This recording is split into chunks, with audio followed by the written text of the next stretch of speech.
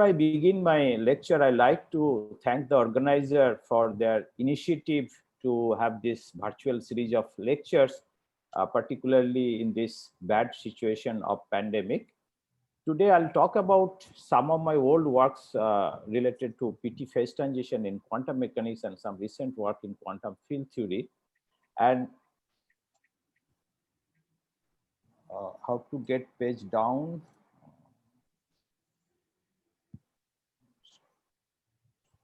Just a moment. I am little bit problem with this, how to get page down. Next page. This? That's not so good. We are seeing now two slides at the same time. Okay. So is that okay? Not so good because it's still small. We are seeing two slides. We just want to see one. Yeah, this is better. Yeah. This is, yeah, I think this is better. It's okay? That's okay, yes. Yeah, okay. So when you have full screen, you cannot scroll down, or what is the problem? Yeah, I cannot go to page down with the arrows down. Okay. And I don't know which, but this used to work in the other mode. Yeah. Do you have any suggestion that? We tried two modes before: full screen, old method, and the new method. So if you try the old method, maybe then you can go down. Okay. Okay. So yeah, I'll try the old method. Yeah. Yeah, it's working. Okay. So let us start in this old method. I think. So this talk is based on this following works. So way back in 1999, just immediately after the Curl introduced this PT symmetric non-Hermitian quantum theories, we realized PT phase transition in a quasi-exactly solvable system. So I'll start with that work, briefly comment on that. Then later we studied PT phase transition in higher dimension in terms of few models. And after that, we also discussed the PT phase transition is a relativistic system, again, in terms of some model. And very recently, we have studied PT phase transition in SU and gas theories. So we'll talk about that. We realize that the phases of QCD can be realized as the PT phase transition. Okay, so we'll talk about that. Okay, so let me start with free phase. So we all know that if we have an anti-linear symmetry in a theory, then there are two different phases. One side, we can have simultaneous eigenfunction of the Hamiltonian and the antilinear operator, and we'll have a consistent quantum theory. And this is unbroken phase. On the other hand, if the eigenfunction of the Hamiltonian are not the eigenfunction of the antilinear operator, then we have difficulties of having to have a consistent quantum theory. So these are the two phases, and this is broken phase, and that earlier one was unbroken phase. So with this, but however, with changing the parameters in the theory, we can go from one phase to another, or vice versa. And very rich physics is associated with this transition. So plan of this talk is to capture some of the characteristic of PT phase transition in quantum mechanical, relativistic quantum mechanical, and in quantum field theory model. Okay, so let us start with that one-dimensional quasi-exactly solvable system, which we studied the 1999, as I mentioned. By considering a famous quasi-exactly solvable system, double signed hyperbolic Gordon potential, which is described by that except this I factor. So this was a well-known quasi-exactly solvable system. Quasi-exactly solvable system is that for particular integer value of m, we can find exactly that number of eigenstate. Okay, so now we make that system non-Hermitian by putting a I in front of this m. And this is a PT symmetric non-Hermitian system where PT is parity is defined A minus X and P going to minus P, where A for this particular case is I pi by 2. And time reversal is defined I going to minus a, p is minus p, and x going to x. So this is a very nice example of PT symmetric non-Hermitian and quasi-exactly solvable system.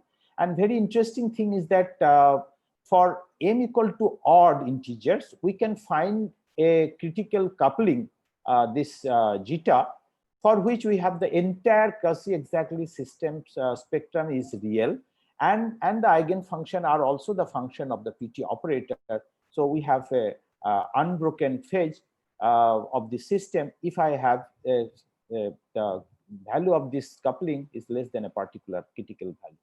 On the other hand, if m is even, then the entire range of the parameter, whatever parameter you choose, you'll never get a unbroken phase. That means you never get the eigenfunction is also the eigenfunction of the PT. So, and then we studied this corresponding trigonometrical system, which is known as double sine Gordon system. Exactly by directly solving this quasi-exactly solvable system with the exactly same observation we get. And this also we verified by using the anti-isospectral transformation or dual transformation, that x going to ix. Then hyperbolic function will go to the trigonometric function. And in this, it has been shown that the energy eigen, the spectrum is just reverse. Ek will be m minus 1 minus k, and correspondingly the wave function. So this and in both the model we solve using the Bender and Dunne polynomial method, polynomial in energy method. And also we have noticed that both the Hamiltonian of sine hyperbolic Gordon and sine Gordon, it can be expressed in terms of generator of SL2R at most in quantity. So this is all about this one-dimensional complex QS system that we did long ago in 1999. Now with this, I'll go to the some models in a higher dimension, 2 dimension, and we'll observe the PT phase transition in 2 dimension quantum mechanics. So we consider a non-Hermitian anisotropic oscillator in 2 dimension. Very simple, exactly solvable. This our undergraduate, postgraduate students, they can solve this exactly, and very nice feature we can extract from this simple model.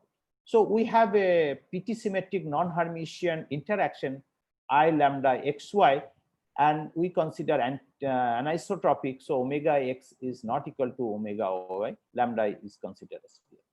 So in 2 dimension, we can have we can realize the parity transformation in 2 alternative way.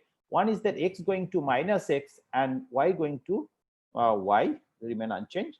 Similarly, and alternatively, x going to x and y going to minus y.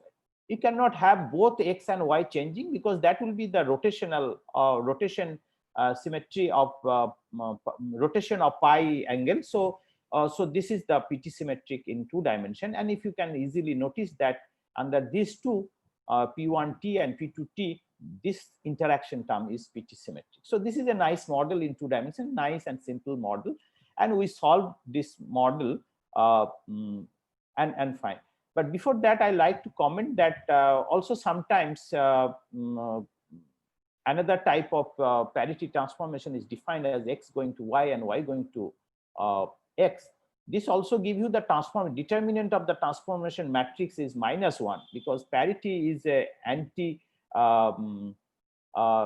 the parity transformation matrix is -1. So this also, but in this case we are not using P3, because our the H0 that this part is not invariant under P3 because of different omega x and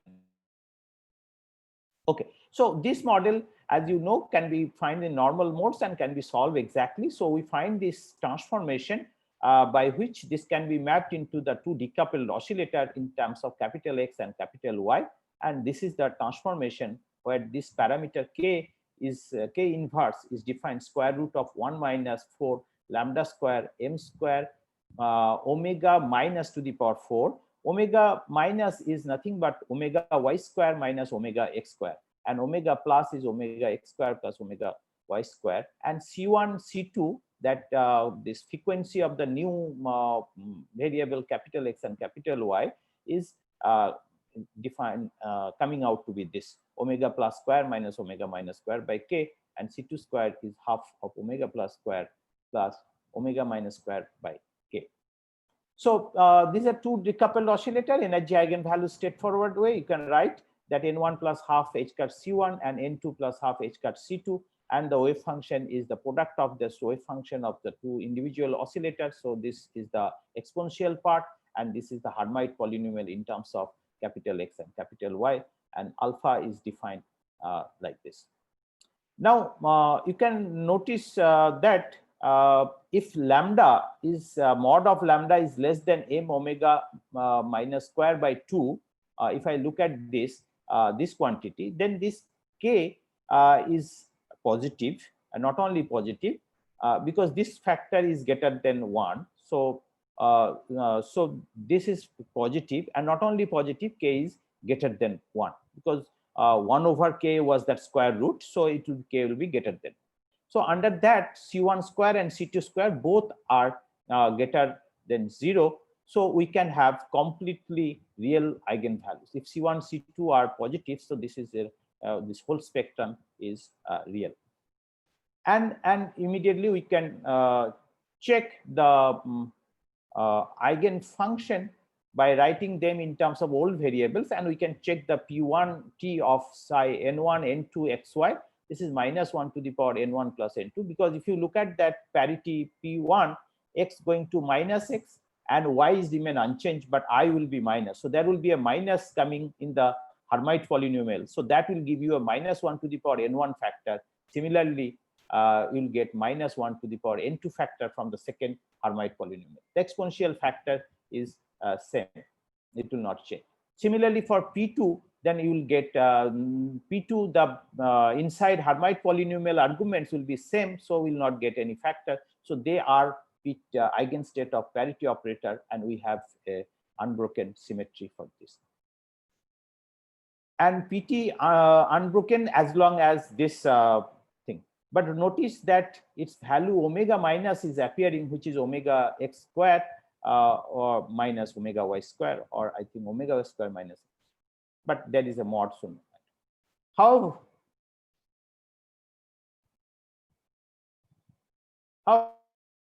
However, if lambda is greater than this value, then k is imaginary, and hence this is not a eigenfunction of PT, P1t or P2t. And also the energy eigenvalues are not real. They appear in a complex conjugate pair. So when lambda is greater than this value, then we cannot have a unbroken phase. It is a broken PT phase. Okay, and of course there is a to n1. When n1 equal to n2 will get real, but eigenfunction will be not be the eigenfunction of the Hamiltonian will not be the eigenfunction of the PT operator. Okay, so there is in the critical value of this lambda, which depends on m omega minus square by 2.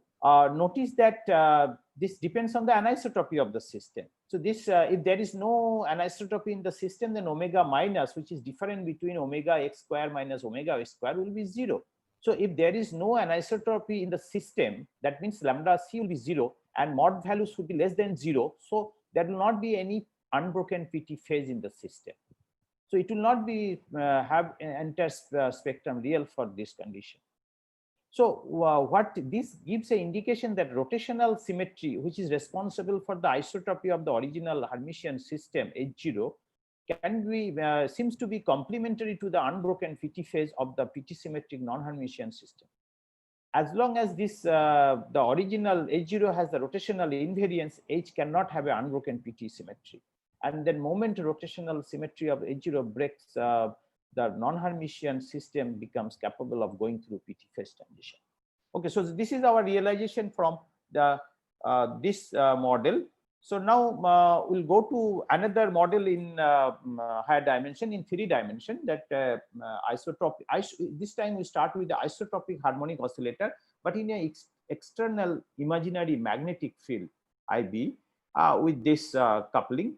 So in this model also we'll see, because of the introduction of the magnetic field in a particular direction, will bring the asymmetry in the system. So if we consider the vector potential in a symmetric gauge and simplify this Hamiltonian, then we'll obtain that okay, this in the intermediate step, and we'll find that this will be, again, even we started with the isotropic oscillator, but anisotropic in z direction and in the xy direction. So xy direction, it will be omega-1 frequency, and then usual frequency in the z direction. But this omega-1 is your the omega, the original frequency omega square minus the cycloton's frequency square by 2. And as long as omega, okay, so now we can find the energy eigenvalues and eigenfunction for this system, because this is now a decoupled oscillator. So in one xy direction it has one frequency, and in the z direction it has different frequency. So again, anisotropy is responsible for the PT phase transition. We'll see in this model also. Omega c is the cyclotron frequency. So this energy eigenvalues and eigenfunction for this system can be again written, but eigenfunction now you have in terms of 3 Hermite polynomials, and this is okay. So now we can see that let me go back. If omega-1 is real, there is a possibility that omega-1 may be complex because of this. Then if it is complex, then the energy spectrum is not real. But if it is a real, then we can have an entire spectrum is real. And omega-1 will be real only when if the magnetic field is less than 2m omega c by q, or the frequency omega should be greater or equal to by cyclotron frequency by 2. So then omega-1 is real, and the entire spectrum is real. And also we can check that PT of this wave function is -1 to the power nx ny nz times this, indicating that it's an unbroken PT field. So if we have, however, if the strength of the magnetic field exceed a critical value, which I already mentioned, then the oscillator frequency is less than the half of the, or the oscillator frequency less than the half of the cyclotron frequency for fixed magnetic field, that is omega less than omega c by 2, then we'll have the omega-1 is complex, and then these energy eigenvalues will be in complex conjugate, because this is real and this will be imaginary, so it will be complex conjugate, and the eigenfunction will not be the eigenfunction of the PT operation. So this system will be unbroken phase of PT. This is because omega-1 is imaginary and PT is changes to minus omega-1. So this we can check. So within if you have a magnetic field less than certain critical value, then we can have a PT phase transition. Okay, so these are the 2 models, simple models. With this, now we'll go to the the PT phase transition in quantum relativistic quantum mechanics. Relativistic quantum mechanics becomes more interesting after the discovery of the surprise material graphene, and that time we after that time we thought this we should study the non-Hermitian of system related to graphene. So here we consider similar system in presence of Dirac oscillator in the background of magnetic field with imaginary Rosby interaction. So this is your this momenta which is in the magnetic field, and this is the Dirac oscillator potential which is linear in coordinate, because in relativistic the oscillator potential is linear in the coordinate, and this is the Rosby interaction, spin orbit interaction with the imaginary coupling. So in usual Rossby interaction, lambda is now replaced by I lambda. And we consider the magnetic field along the z direction. And then again, we use the symmetric gauge for the vector potential, and we simplify this. And just a moment, sorry. Okay, and then we'll use the parity transformation in the relativistic system. So in the parity transformation, again, I consider the P1 and P2. So this system, so that changes the Dirac wave function and the sigma y times minus x p y and t, because see, x changes, so px will change, so px coefficient will be sigma x, so I have to bring a minus sign, so there will be sigma y. So when sigma y sigma x will interchange, there will minus sign will be absorbed. Similarly, for P2 case, we'll have a sigma x, so this will be the transformation properties of the Dirac wave function. Similarly, for time reversal, we find that it will be I sigma y times k tilde, where k tilde is the complex conjugation. So when the time reversal acting on the Dirac wave function, I sigma y times. Okay. So this Hamiltonian is, of course, is not Hermitian. So this is that we can check, but it is a PT invariant. So it can be explicitly verified that P1t and P2t invariant. So one can check easily with this property. And this time reversal of the Hamiltonian describe the okay. So if I consider time reversal of this system, it describes the other values. It will be a different Hamiltonian and describe the other value of this system. So H tilde we also. So and again we see the H tilde, the other value, the time reversal of the usual Hamiltonian is also not Hermitian, and it is a PT symmetric, P1t and P2 both. Okay. So now to solve these systems, we consider this in a plane, define that complex plane x plus iy, and write this Hamiltonian and H and H tilde in the matrix form. So where we introduce the pi of z and pi of z bar like this, pi of z is minus ih ddz half px minus ipy, similarly this. And we find that z bar pi z bar is h cut with the commutator z and pi z, and rest of the commutators are 0. A and B, C and C1 in this expression are the constants. So with this, now you can solve this system by assuming a two-component solution phi and I chi, and you substitute this and you will find you'll get this equation, equation H. This is a solution for the usual system, not for the usual value. So H, not for the H tilde.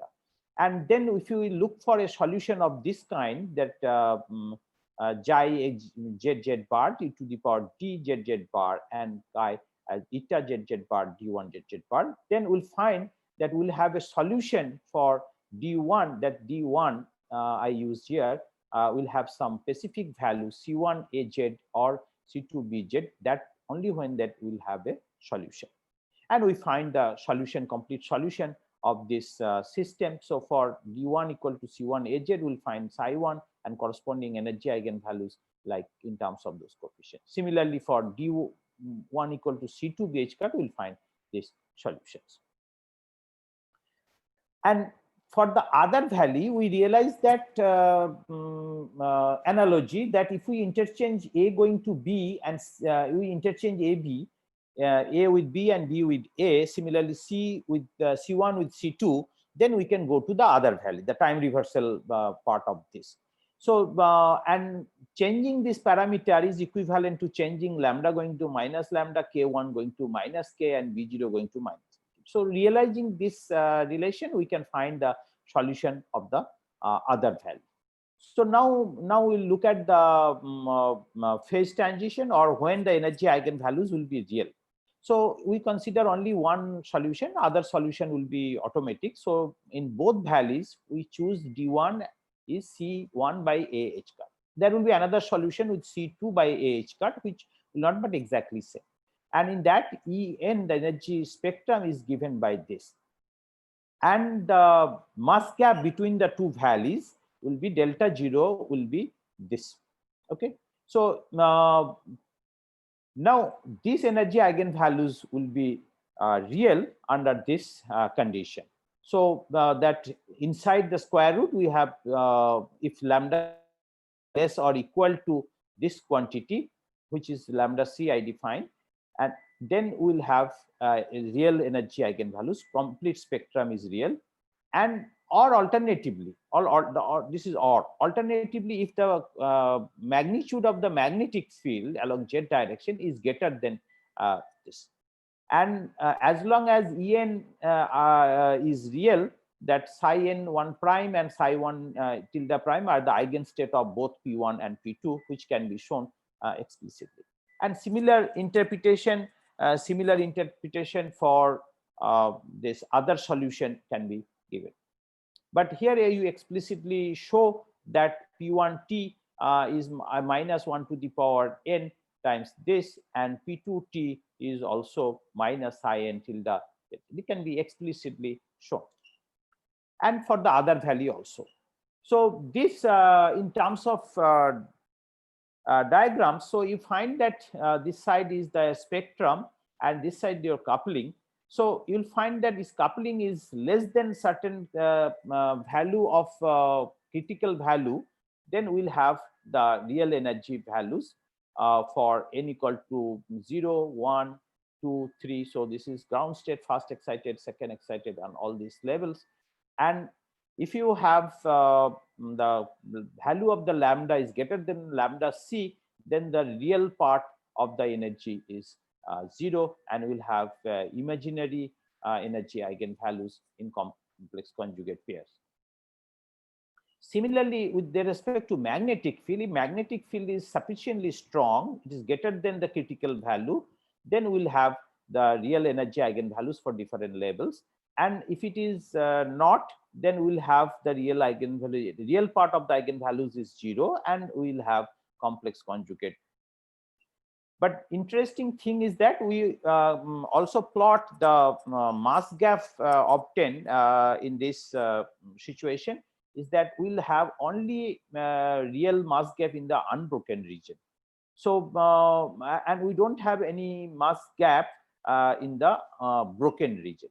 So, and this when we study this mass gap with respect to magnetic field, we find that this mass gap changes with the square root of the strength of the magnetic field, which is consistent with the several experimental results, that in graphene we have the mass gap which is proportional to square root of 0. So this is the interesting result with this relativistic system.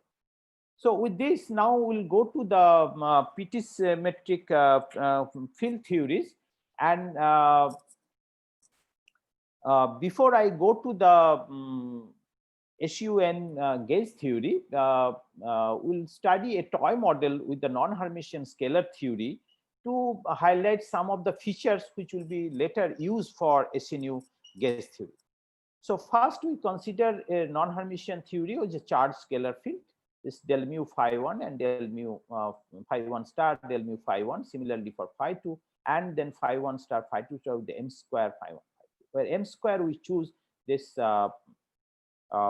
matrix which is a non-Hermitian, and we are interested for m1 square, m2, and mu square is greater than all are real quantity. So because of this non-Hermitian matrix, mass matrix, this model is a non-Hermitian. And to study the symmetries, we define in the doublet this phi, which is a phi 1, phi 2, and the parity and time reversal transformation are divided with P, and where P and T will be a 2×2 matrices. And we find that realizing that in 2-dimension parity is like this, here we just with the analogy, we can find that that phi 1 transform as a scalar, whereas phi 2 transform as a pseudo scalar under parity. So the P in the matrix form will be 1, 0, 0, minus 1. We can alternatively have minus 1, 1 for the other symmetry, that x going to minus x and y going to y. Okay.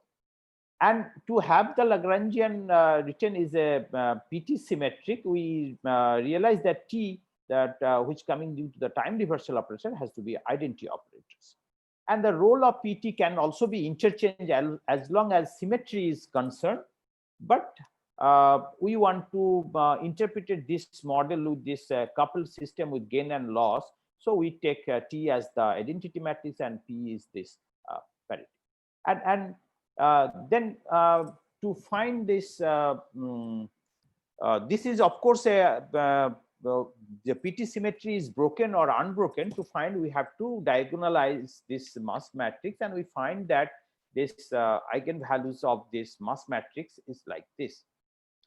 And it will be unbroken symmetry when the square root part is the positive. That means mod of m1 square minus m2 square is greater or equal to 2 mu square. So unbroken PT phase, and the eigen function of this matrix is also the eigen function of the PT operator defined earlier. Then if it is not, that means mod of m1 square minus m2 square is less than 2 mu square, then it is also that PT psi plus minus is not equal to this. So this unbroken PT. So we shall encounter similar non-Hermitian mass matrix for the gluons in our non-abelian model to be discussed. So we'll in this non-Hermitian SUN theory, we'll find that non-Hermitian mass matrix for the gluons, and the similar interpretation can be used there. Okay, we also notice that this eigenvalues of the non-Hermitian mass matrix does not change if mu square going to minus mu square, because it appears at the mu to the power 4. If you check in the eigenvalues, it is appearing as the mu to the power 4, so it does not change. And there should be some underlying symmetry for this transformation mu going to minus mu, and we realize that will be the charge conjugation symmetry under which the theory is CPT invariant. So in both PT broken and unbroken phases, we find this there is a symmetry. So we associate with that symmetry with C symmetry phi going to C phi star, and that C is, we can realize, is nothing but that our parity times. So we have a CPT invariance in both PT broken and unbroken phases, and PT phase in broken phase this and theory violates CP, but also preserves CT symmetry. Such charge conjugation symmetry exists also in the non-Hermitian, non-abelian model. Okay, so with this, now we'll go to the QCD, that SUN gauge theory phase transition in that such model. And as we all know that it is a strongly coupled theory, and we cannot do the perturbation theory. So we have to use certain alternative methods. So I first start with that abelian projection. So at low energy scale, QCD can effectively express in terms of abelian degrees of freedom. That off-diagonal gluons attain a large mass at infrared below this mass scale. Off-diagonal gluons become inactive because they are now massive, and hence decouple from the tube. So dominant degree of freedom are the diagonal gluons, and as they remain massless. So this is the abelian projection, and we'll see that we'll consider the abelian projection in our discussion. So in SUN gauge theory reduces to n-1 copies of abelian gauge theory. So this is your abelian projection, and abelian's dominance is generally studied in a partial gauge fixing known as the maximal abelian gauge. But recently, this young fellow who was a postdoc under me, he recently introduced a new quadratic gauge defined is that quadratic in gauge field for each A, which has certain non-perturbative features like confinement, Gibov ambiguities, etc. So this is a work he published in Physical Review with that this kind of gauge and its advantage of this. This gauge is used to show the mass generation of off-diagonal gluons and very useful to show the abelian dominance. So in this particular gauge, it is convenient to study the abelian dominance. And the effective Lagrangian is for QCD is written in this fashion. Okay, so there is no you can look at this, there is no ghost propagator, and but ghost interact through the gluons in this, because in this there is through this term. So when the ghost condensate, then gluons acquires mass dynamically. So that will show in little bit more details in next slide. So it there will be some dynamical mass generation if the ghost condensate, and diagonal gluons are massless due to antisymmetric properties of this structure constant FAB. So it appears if that's if this is some fixed values, then this mass is this which is antisymmetric. So diagonal elements remain massless. So diagonal gluons remain massless. Off diagonal gluons acquire mass through this ghost condensation. Okay, so this in this gauge, quadratic gauge, there are two different phases in the normal phase, or we call that is a deconfined phase, and the ghost condensed phase showing the confinement. So this Lagrangian in normal phase is written, which I wrote already in the last slide. So we should note that the ghost Lagrangian does not have kinetic term. They act like auxiliary field in normal phase, but play an important role in the infrared regime. The ghost Lagrangian contains a term like this. So if we expand this term, this covariant derivative, you will find there is a term which has quadratic in field and then quadratic in ghost anti-ghost with this. So now this ghost bilinears multiply terms quadratic in gauge fields. So this is quadratic in gauge fields. So if now the ghost freezes, so this amounts to a non-zero mass matrix for the gluons. So this I mentioned. So if freezes, then this quantity, then there will be a mass term coming. But that diagonal elements are still massless because of the antisymmetric nature of FABC. Okay, so we consider in the SUN symmetric state where all ghost anti-ghost condensate are identical. So we consider this C1 bar, C1, and all these are same, and we define as constant value K. So we'll have this dynamical mass becomes this 2gk times the sum over C going to all the generators of SUN theory n square minus 1 of F, which is antisymmetric matrix, and also this is non-Hermitian. So due to this antisymmetric structure constant, the off-diagonal gluons has still massless. Okay, so now the mass matrix is unique because n into n minus 1 of non-zero eigenvalues. Among them, this off-diagonal gluons obtain masses, and n minus 1 diagonal gluons remain massless. That we know. And for SU2, there are 2 of the gluons are massless, and other 6 are the off-diagonals are massive. So due to antisymmetry, eigenvalues are purely imaginary in conjugate pair. So the massive off-diagonal gluons are inferred as the evidence of abelian dominance, which is one of the signature of confinement. So further, mass squared of the off-diagonal gluon is purely imaginary. Hence, the pole of the off-diagonal gluon propagator is on imaginary p-square axis, which is another important signature for color confinement. So the okay, no.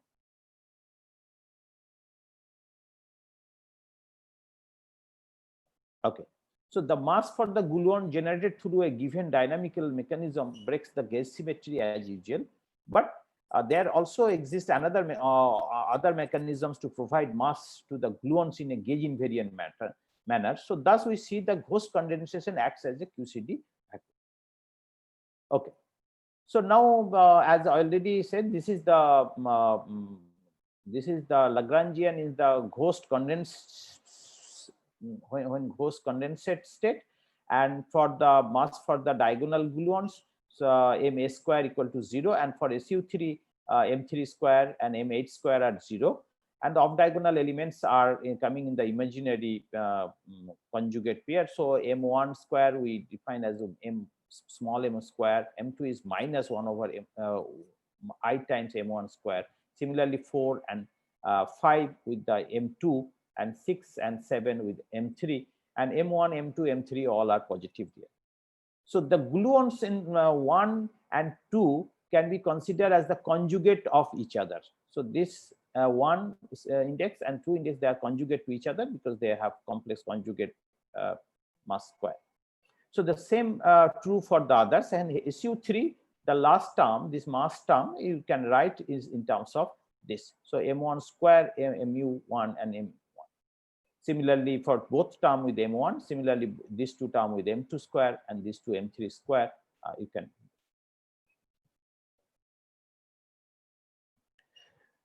Okay, now we consider the hermiticity properties of the different fields. So if the gluon is a real degrees of freedom, so we have they are real degrees of freedom, so they are Hermitian quantities, and the hermiticity properties of host fields remains unclear. So this is the crucial point in our discussion. As in the operation of conjugation, when you take a dagger, the particle transform the in principle the conjugation in principle transform particle to its antiparticle, and there is a nice discussion in this famous paper in 1979 by Kugo and Ojima, that hermiticity properties of the ghost fields. So so the natural choice of the hermiticity properties of ghost should be ghost field dagger should be anti-ghost field. Anti-ghost field dagger should be ghost field, because this conjugation will change particle to antiparticle. But in that paper, Kugo-Ojima paper, they also argued that if you have this unnatural or that is mostly used nowadays, that unnatural hermiticity properties of the ghost and anti-ghost fields, then you can have your Lagrangian Hermitian. But if you consider this natural choice of hermiticity, as I argued, then our Lagrangian will be non-Hermitian.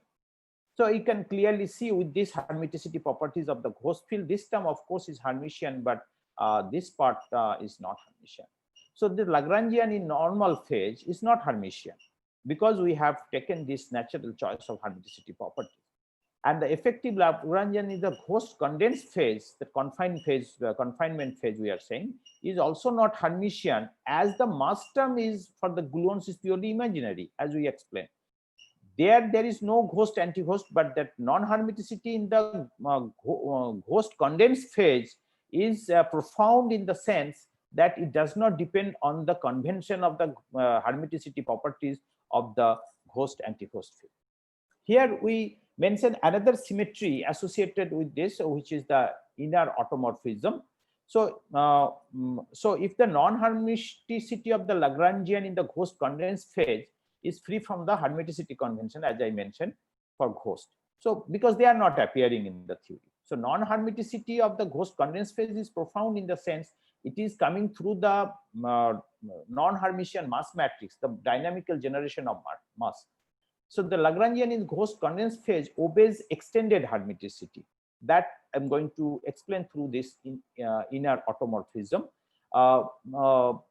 That hermiticity gets restored if I define interchange certain things in the group space.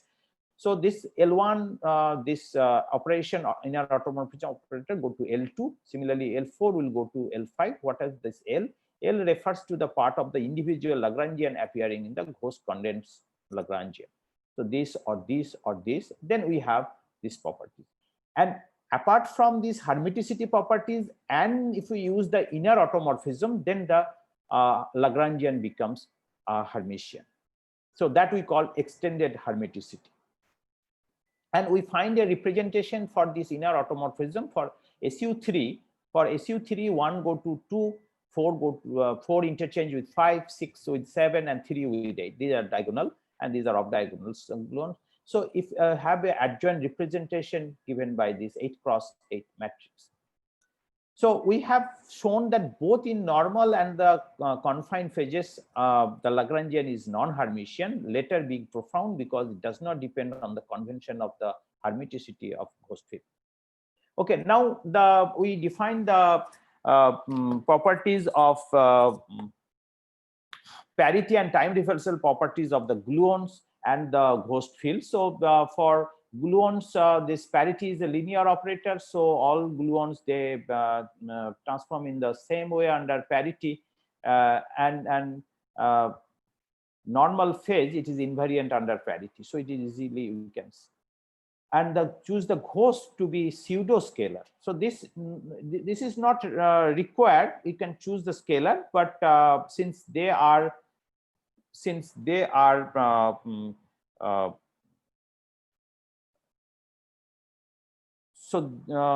we choose to be pseudo scalar. I'll tell you the reason for this. The ghost being the scalar under parity is equally acceptable for parity invariance of normal phase. However, we feel that the parity transformation above are more suitable as ghosts are anti-commuting scalars. Okay, so for that reason, but you can always take the scalar also. Then what will go to the time reversal for groups. But now, because of this mass matrix, some part of this are imaginary, and this time reversal is anti-linear operator. The transformation under time reversal for some of the gluons are different from the others. So we define two types of thing. One is P, another is Q. P corresponding to 1, 3, 4, 5, 6, 8 gluons. So we are talking about SU3 now, and Q equal to 2, 5, 7, and they have the under time reversal. This we can assign such that we can have the time reversal invariance of the normal phase of the axis. And this leads to that mu nu A going to the only a plus minus signs in the field tensor. So at most a overall negative sign. So the action in the normal phase is invariant under time reversal, given that the time reversal property of the ghost is defined in the following manner. Okay. So again, for the ghost field also, for P and Q sector, we'll have a different transformation. Okay. So now that anti-linearity makes the two set of ghost transformation in the completely different manner. Thus, the theory in the normal phase is individually both parity and time reversal invariant, and this PT symmetry breaks down spontaneously at the confined phase or the ghost condensed phase. So this is the Lagrangian I wrote several times. So it is checked that parity is still the symmetry. However, the time reversal is broken due to the pure complex nature of the mass term. Okay, so this is the explicitly I wrote in the SU3 the mass term, and under time reversal it gets the change sign because of this presence of the imaginary. And also PT psi is not equal to psi because this psi is the eigenvector of this mass matrix. So the first two terms in the ghost condensate Lagrangian, that is the confined phase, remains unaffected by the time reversal, but this term, mass term, thus PT symmetry is violated in this phase. And we see that anti-symmetric nature of the structure constant appearing in the mass matrix has led to this breaking. So important point again here is to note that the PT symmetry violation in the confined phase is profound, as it is independent of the convention of ghost. Okay, so this transition from normal phase to the confined phase with SU and symmetric ghost condensate thus is identified as a PT phase transition from unbroken to broken. And we would like to comment that association between color confinement and spontaneous PT breaking is model and mechanism independent, even though in this model the link is through the ghost condensation. Since the prime signature of quark confinement is the pole of the propagator on the purely imaginary p square axis, invertibly breaks the PT symmetry, and the model gives a valuable insight into the process through which the link can take place. Okay, now I'll talk about in the order parameter, and in the toy model we see there is order parameter eta, which is defined 2 mu square plus divided by m1 mod of m1 square minus m2 square, and depending on this value we can have a PT broken or unbroken phase. But there is no such order parameter in this case of SU and gauge theories. on non-abelian theories, but which governs phase, but different ghost bilinears C bar A, C, C, A, C runs operators independently 1 to n square minus 1 generators, gradually condensating to a new symmetric vacuum state give rise to PT phase transition in this non-abelian. So this ghost condensation plays the role of order parameter of this phase transition here. Now we'll talk about this model, and I'll finish in 2-3 minutes. So we showed that in the setup of quantum field theory in which we are looking, we are working, the inner automorphism provides the representation of C. There is no explicit representation of tree as far as our knowledge is concerned, is known for in this framework. So this symmetry is quantum mechanics must satisfy that. We know that it must commute with the Hamiltonian. It should be independent of PT symmetry, and C square should be. So now we'll show that inner automorphism that we discussed earlier in QFT analog, that will be the exactly follow these 3 properties. So inner automorphism for SU3 is 1 going to 2 and 4 going to 5, etc. So that changes the different group space. But in the initial normal phase contains sum over all group indices A. So in our Lagrangian, it is sum over all group indices. So this will not change our Lagrangian or the Hamiltonian. So this inner automorphism commutes with the Hamiltonian. So it verifies the first properties.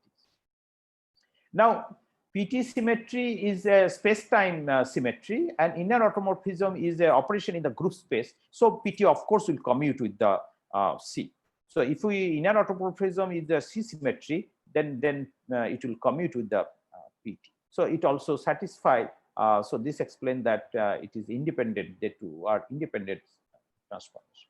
And third, of course, if you interchange and again interchange, so it will be the same. So it will return back to same. So this is the trivially satisfied C square equal to 1.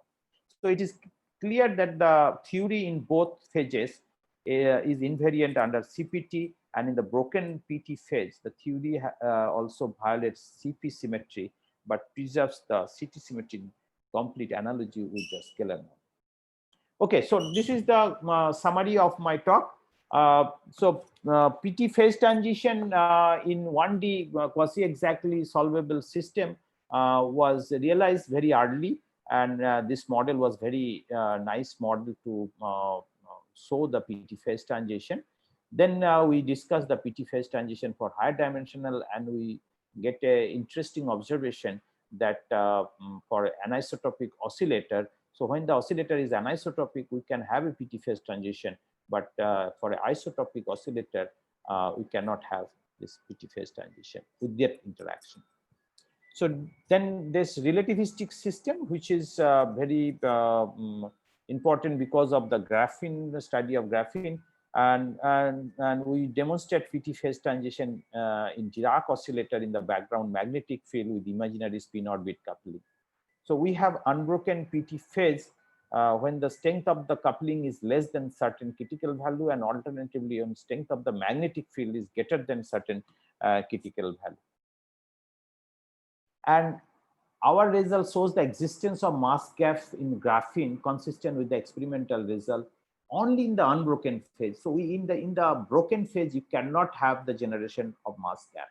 So this is the interesting or the importance of unbroken phase. The first and novel example of non-Hermitian gauge theory exhibiting PT phase transition is presented in a model by using a particular gauge, quadratic gauge. So natural hermiticity properties of the ghost field is adopted, and because of this natural properties, different convention of the hermiticity properties of ghost field, the Lagrangian becomes, or the system becomes non-Hermitian and PT symmetric, that we explain. And then transition between QCT phases is identified as a PT phase transition. Ghost condensation plays the role of order parameter in this. C symmetry and its explicit representation is identified with the inner automorphism, and hence the present theory is consistent non-Hermitian gauge theory. Okay, thank you. And I have an announcement that recently I got a letter from the Institute ICTS Bangalore, where we had our 18th meeting in this series, PHHQP. They wrote that our meeting was amongst the most successful and impactful ICTS program in the year 1819. And in view of that, they have requested me to organize a short follow-up meeting in the virtual mode with recent developments in this fold, maybe for 4 to 5 days meeting. So we are thinking of organizing a 4 days or 5 days meeting the last week of February or first week of March 2021. So please let me know if you are interested to give a talk in that meeting. Thank you all for your attention. Thank you very much, Bhabani. Thank you very much. On that meeting, is it on site or virtual? Yeah, it will be virtual. Okay. Questions? Olaf has a question. No? I was just applauding. Questions? Just leave it in the chat or unmute yourself. Raise the hand. Hello, can I ask a question, Nick, please? go ahead. Yes, very, very nice talk. Is your CPT symmetry the antilinear symmetry that is necessary for the reality of the eigenvalues, or the antilinear symmetry is something else from the CPT? Yeah, it should be the unbroken PT symmetry. So that I explained that if you in the mass matrix will not have the real eigenvalues if you don't have the unbroken PT symmetry. Yeah, but if you have the CPT, I'm talking about. In other words, if you have in the broken PT, you still have a CPT by appropriately defining the charge conjugation, as far as I understand. So you are talking about this field theoretic model? Okay. Yes. Yeah. So to have a consistent theory, we need the CPT invariance. That's right. And your energy eigenvalues in the QCD case are always real, or even in the broken PT case, or not? No, it is not always real. If you have a antisymmetric mass matrix, right. So it can, in general, can have imaginary values. Okay. Yeah. But only when you have unbroken things, then you can have this. Yeah. If you have unbroken, I agree. I was just thinking in the broken case. Thank you. What happens at the exceptional point? We found that at the exceptional point, and when the masses are 0, that's when it's most interesting. You didn't specify that much. Yeah, we specifically didn't mention anything about that. But if you have, but we talk about the transition point, right? Yeah. Yeah, but at that point, so that analysis point is very special. It's very different. Yeah, apart from that, it is the unbroken phase. So we have not studied any other details of in that particular point. Mm-hmm. But in that particular gauge, we often that it is actually the confinement to deconfined phase you can realize as the PT phase transition. So this is the realization we obtain. Sure, but at the exceptional point, the analysis is usually very different. Yeah. If you go to the point. Yeah. So and also when the masses are 0, most most mechanisms break down. Yeah, true. The Higgs mechanism breaks down, Goldstone bosons, all this breaks down. So this is actually, these are the most interesting points actually. Yeah. Some works are there by this John Ellis and their people. They talk about this spontaneous breaking of this. Yeah, we also found this. Yeah, you have also your work is also there, but we have not in this particular work we have not. But it will be interesting to see that point. Mikael, you have a question. Yeah, thank you. Thank you for the interesting talk. We can't hear you. We can't hear you. Yeah, a bit loud. Okay, now. The same. Hello. No.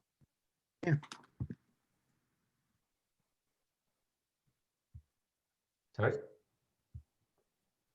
Do you hear me? Yes. Now we hear you. Okay. My question is, in the quantum mechanical models which you discussed, I mean anisotropic oscillator and three-dimensional oscillator in the presence of the complex magnetic field. Have you the corresponding similarity transformation which connect your PT symmetric systems with corresponding Hermitian systems? No. See, our idea was that if you have only the anisotropy in the system introduced by the either you put anisotropy by hand or through the magnetic field in a particular direction, then only you can have the PT symmetry, unbroken symmetric phase. If you don't have anisotropic, so we put a question mark whether there is a link between the complementary link between the rotational symmetry of the usual Hermitian system to the PTCB unbroken. So that more investigation is needed to confirm this question. Okay, and in the case of anisotropic harmonic two-dimensional harmonic oscillator, the anisotropic, this feature that oscillator is anisotropic is a key point that is for in the case of isotropic planar oscillator, you do not have the same picture. Yeah, that's true.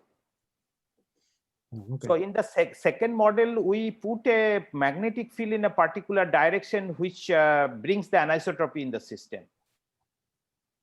In the second model, we started with the isotropic oscillator, but we put a magnetic field in a particular direction which brings the anisotropy in the system. And because of that anisotropy, we can have phase transition.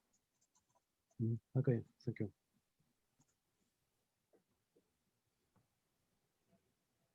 There was a time when I played around with the coupling of a delta potential, and when I moved the coupling to some special value, then suddenly I could move my spectrum somewhere.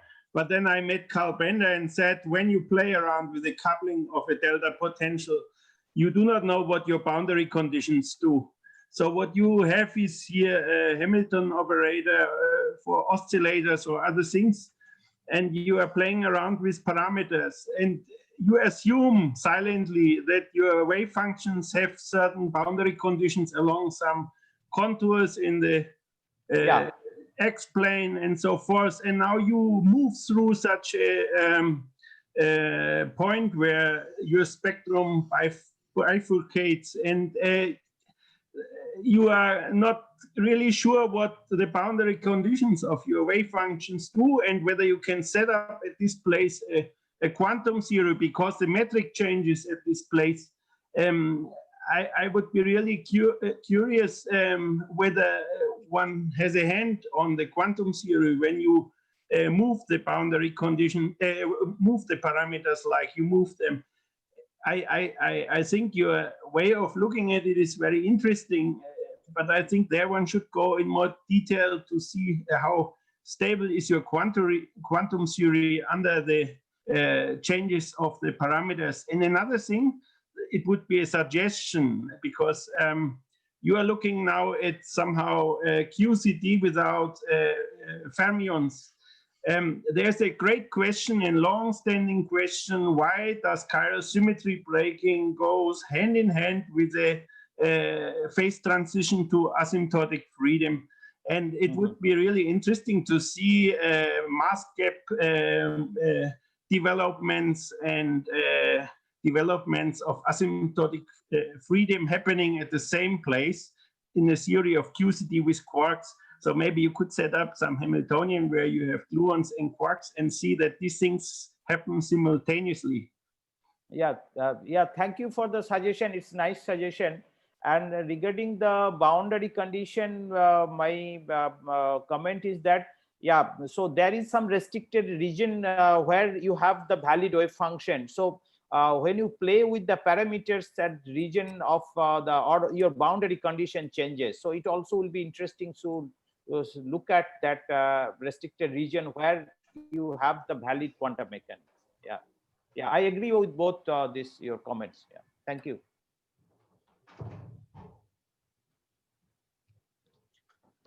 Any more questions?